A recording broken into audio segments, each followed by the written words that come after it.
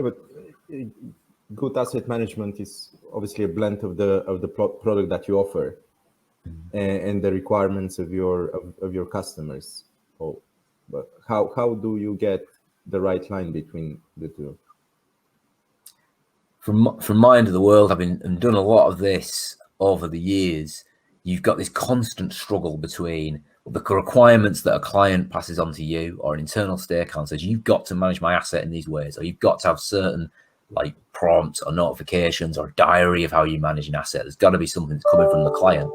But obviously you're an asset manager, you provide a service, you deal with cases or projects or assets, whatever they might be. You've got your ways of doing that you've built up for years of experience. And so you have a constant sort of toss and pull between, you want to keep the client happy and meet what they do, which might be very much bespoke workflow.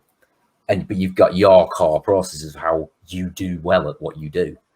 And really, I think that I've seen that being quite a, you have to get a very flexible workflow platform. You can't just have a platform where, with the best will in the world, people like me, goes out to a lot of developers, go and build me some workflow, off you go.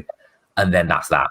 If you've got different client requirements, that workflow's got to be flexible. It's got to be, you've got to have the ability for the business to take that on board and actually do the things they need to do, not just what a developer needs to go and do for them at the beginning of a project.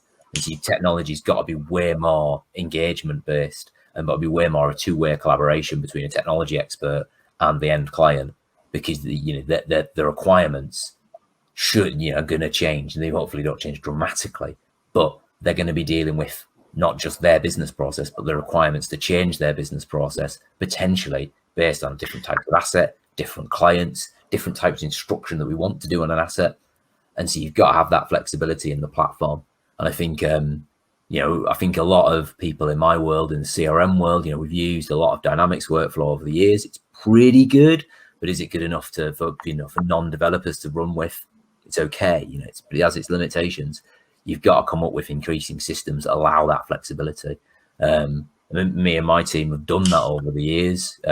You turning Dynamics into a flexible asset management platform, but then you look at what's here now in the sort of the last few years of Power Automate and Flow.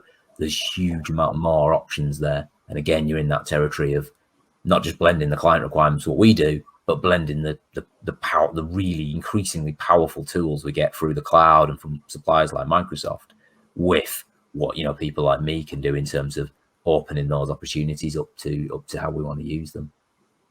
Thank you, Paul. And I'll be pushing forward a poll question now to our audience. Do you feel like having the ability to access the right skills and having the citizen developers in the business is an important thing? So there are a few options here. So I'm starting the poll now. And my next question goes to Masoud.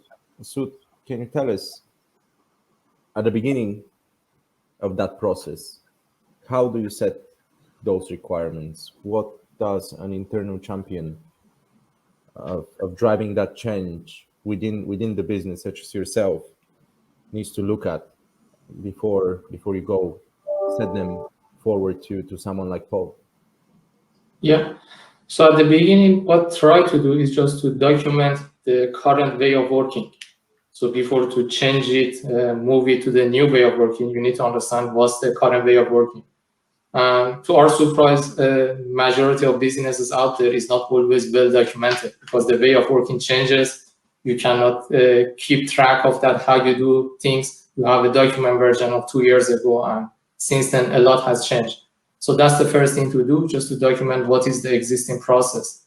And then you should look at your future. Where the company needs to be 5 years from now or 10 years from now.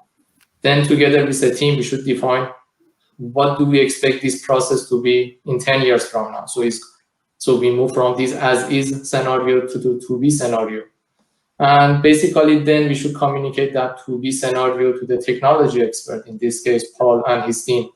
This is where we want to go. But there is always a challenge, as Paul mentioned, because technology expert knows what is possible. It's the toolbox of technology, but doesn't know exactly what is the process needed, what is the nice to have, what is the must have from the business side.